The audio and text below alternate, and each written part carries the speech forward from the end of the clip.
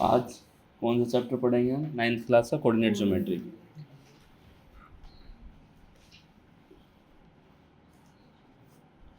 Coordinate इस chapter में mainly purpose क्या होता है पढ़ने का, जैसे हम अपनी यूजुअल लाइफ में जो हम डिस्टेंस मेजर करते हैं वो तो हम उसके पास हमारे, अगर मैं मान लो मुझे आपको अपने घर से स्कूल की डिस्टेंस मेजर करनी है तो आपके पास बहुत तरीके हैं, आया ना। पर मैथ्स में जब हमें पता है मैथ्स में पॉइंट वगैरह चलते हैं, पॉइंटों के बीच की डिस्टेंस के लिए तो एक ऐसा वो बनाया हुआ है मैथ्स वालों ने जिसका नाम कोऑर्डिनेट ज्योमेट्री है। इसमें 4 क्वाड्रेंट होते हैं ताकि वो 2 डिस्टेंस मेजर की जा सके, पॉइंटों की लोकेशन बताई जा सकें। अब मान लो आपको अपने घर की लोकेशन बतानी है तो आपके पास तरीका है घर की लोकेशन बताने का कि भैया मेरा घर ऐसी जगह, इस कॉलोनी में, इस सिटी में, इस स्ट्रीट पे पड़ता है, या ये फ्लैट नंबर है मेरा। पर अगर हमें मैथ्स में पॉइंट बताना है तो उसके लिए हम क्या पढ़ते हैं? कोऑर्डिनेट ज्योमेट्री, है ना। इसमें हम क्या करते हैं, एक ऐसे वर्टिकल लाइन खींचते हैं जो वाई एक्सिस को रिप्रेजेंट करती है। किसको रिप्रेजेंट करती है? एक हम ऐसे खींचते हैं जो एक्स एक्सिस को रिप्रेजेंट करती है। ये सुन लो, ये एक्स एक्सिस को रिप्रेजेंट करती है और ये वाई एक्सिस को रिप्रेजेंट करती है। ऐसा करने से 4 क्वाड्रेंट बन जाते हैं। 4 क्वाड्रेंट मतलब पहला क्वाड्रेंट ये, सेकंड क्वाड्रेंट ये, थर्ड क्वाड्रेंट ये और फोर्थ क्वाड्रेंट ये। क्वाड्रेंट का मतलब होता है 1/4। क्वाड्रेंट मतलब क्या होता है? 1/4, मतलब 4 हिस्सों में से एक हिस्सा। ये सुन लो, ये जो, अब दोबारा सुन लो, ये जो हॉरिजॉन्टल लाइन है इसे एक्स एक्सिस कहते हैं, ये वाली लाइन है इसे वाई एक्सिस कहते हैं। और इसमें क्या होता है, मार्क करना होता है पॉइंट, जैसे 1, अब ये इक्वल डिस्टेंस में मार्क करेंगे, ये 2, ये 3, ये 4, ये 5, ऐसी इधर की तरफ -1, ये -2, ये -3, ये -4, ये -5। एक्स का पॉजिटिव साइड जाना है तो इधर जाओ, एक्स का नेगेटिव साइड जाना है तो इधर जाओ, हाँ है ना। वाई की पॉजिटिव साइड जाना है तो इधर जाओ और वाई की नेगेटिव साइड जाना है तो नीचे की तरफ जाएंगे। ये हालांकि आपको इतनी मेहनत करने की नीड जरूरत नहीं पड़ेगी क्योंकि ग्राफ कॉपी आती है, उसमें सब कुछ लिखा मिलेगा बेटा आपको। ये सुन लो, तो ये -4, ये -5, बात समझ में आ रही है नहीं आ रही है? तो और ये जो बीच में जहाँ से हम स्टार्ट करते हैं ऐसे मेजर करना, that is called origin, that is 0 0। ठीक है। जैसे आपके भी घर पे अगर आपको कोई डिस्टेंस मेजर करनी है तो आपके घर पे भी तो कोई ओरिजिन होगा ना। मान लो आपको डिस्टेंस मेजर करनी है घर से स्कूल की, तो आपका घर ओरिजिन हुआ, स्कूल अनदर पॉइंट हुआ, आप उसे मेजर कर लो, है ना। आपके घर से कोई हॉस्पिटल कितनी दूर है, कोई मार्केट कितनी दूर है। जैसे हमारा घर मेरे लिए ओरिजिन हो गया क्योंकि यहाँ मेरा रेस्ट पॉइंट है, ना मैं यहाँ एक्स पे चलूँगा ना यहाँ वाई पे चलूँगा। बट मैं अपने घर से क्या आसपास से ये देखूँ कि मेरे यहाँ से स्टेशन कितनी दूर है, या मेरे यहाँ से एमएच कितनी दूर है, बस अड्डा कितनी दूर है ना, या मेरा स्कूल बच्चों का कितनी दूर है, या मेरा खुद का स्कूल कितनी दूर है। तो दैट इज़ ये ओरिजिन है। यहाँ एक्स भी 0 होता है और वाई भी 0 होता है। ये सुन लो, अगर हम एक चीज़ ध्यान से देखें, हालांकि मैंने आपको पहले भी पढ़ा रखा है कि अगर कोई भी, जैसे मान लो आपको पॉइंट रिप्रेजेंट करना है 2 3, क्या पॉइंट रिप्रेजेंट करना है? 2 3। तो आप एक्स, पहला वाला पॉइंट एक्स एक्सिस का होता है और दूसरे वाला पॉइंट वाई एक्सिस का होता है, हाँ है ना। और इसको कहते हैं एब्सिसा। क्या कहते हैं? एब्सिसा। और इसको कहते हैं ऑर्डिनेट। वाई एक्सिस वालों क्या कहते हैं? ऑर्डिनेट। और इन दोनों को मिला के, एब्सिस और ऑर्डिनेट को मिला के इन्हें हम कहते हैं कोऑर्डिनेट ज्योमेट्री। कोऑर्डिनेट कहते हैं, ज्योमेट्री तो खैर ये पूरा ही है, इसे कहते हैं कोऑर्डिनेट। जैसे मैं तुमसे कहूँ कि आपको कोऑर्डिनेट तो 2 3 कोऑर्डिनेट है, तो इसमें क्या है, कैसे कैसे चलेंगे? एक्स पे 2 चलेंगे तो +2 है बेटा, तो प्लस की तरफ चलो, 1 और 2 इधर यहाँ तक आ गए। और फिर यहाँ से वाई पे चलो 3 +3, तो ऊपर 1 2 3, ये जो पॉइंट होगा जिस पे x2 है और y3 है, ये जो पॉइंट है ये है 2 3 है। इसकी डिस्टेंस निकालना ही बताएंगे, जो ओरिजिन से इसकी डिस्टेंस निकलेगी वो भी बताएंगे बाद में। बट अभी फ़िलहाल ये पॉइंट को रिप्रेजेंट करना ही अभी आना चाहिए कि पॉइंट को रिप्रेजेंट कैसे करते हैं। नहीं आई बात समझ में? या सुन लो, अगर बाई चांस आपसे कहा जाए कि 8 -4 रिप्रेजेंट, या 8 थोड़ा ज़्यादा बड़ा हो जाएगा क्योंकि हमने मार्क नहीं कर रखा, तो 4 -4 रिप्रेजेंट करके बताओ बेटा।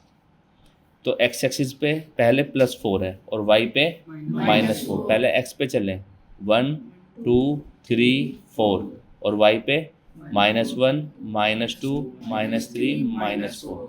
थोड़ा सा ऐसे आइडिया ले लिया करें कि हाँ यहाँ कहीं बैठेगा ये पॉइंट, 4, -4 ये पॉइंट है। ठीक है। अगर आपको जैसे रिप्रेजेंट करना हो कि ये पॉइंट रिप्रेजेंट करें 1 और -2 और 3। अब इसमें एब्सिसा कितना है? -2। पहले वाले को एब्सिसा कहते हैं, वो कितना है? -2।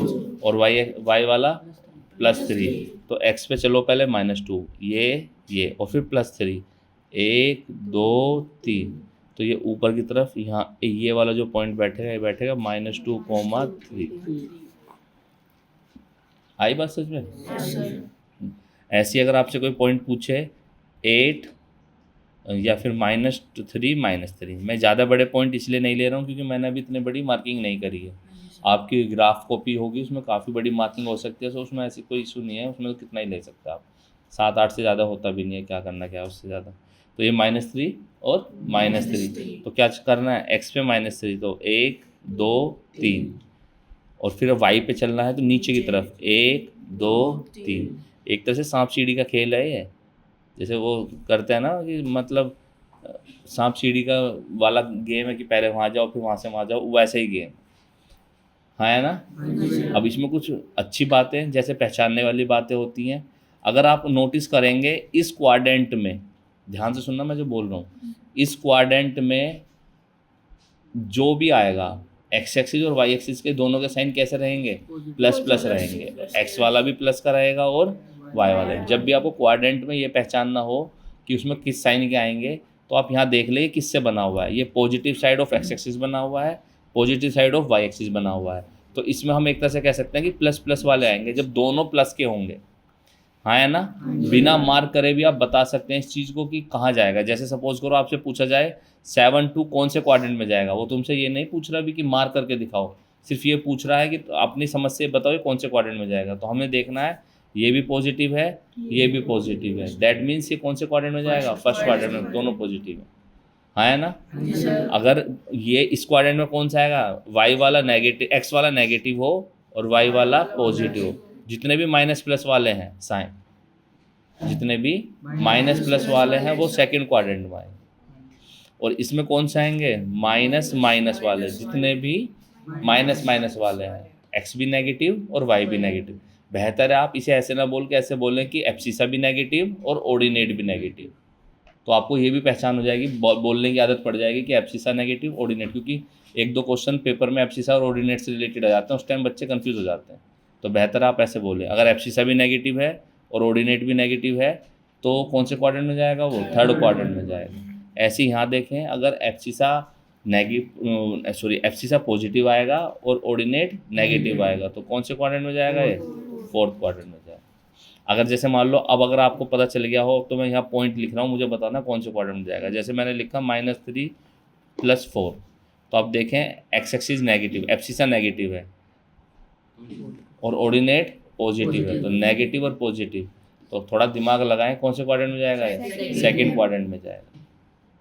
हाँ अगर वो रिप्रेजेंट करने के लिए भी पूछ रहा है तो बात अलग है, फिर यहाँ से कि 1 2 3 -3 और फिर यहाँ से +4, 1 2 3 और ये 4, तो यहाँ कहीं बनेगा ये वाला पॉइंट। ये नहीं आ रही बात समझ में? कोई दिक्कत? तो ऐसे क्वेश्चन आपसे पूछे जाएंगे जनरली।